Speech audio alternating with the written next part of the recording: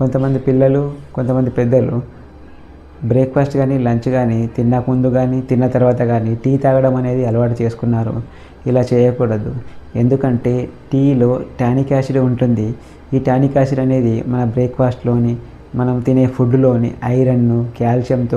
కాల్షియంను bind చేసి అది calcium, iron అనేది మనకు బ్లడ్‌లోకి ఎంటర్ కాకుండా చూసుకుంటుంది. దీనివల్ల ఏమైతుందంటే ఈ ఐరన్, కాల్షియంతో బైండ్ అయిన టానిక్ యాసిడ్ ఇది మోషన్ ద్వారానే బయటకు వెళ్ళిపోతుంది. కావున మన బ్లడ్‌లో తగినంత ఐరన్, కాల్షియం ఉండదు. కావున ఈ ఐరన్ తక్కువగా ఉండడం వల్ల మనలో హిమోగ్లోబిన్ తక్కువయ్యి అనీమియా డెవలప్ అవుతుంది.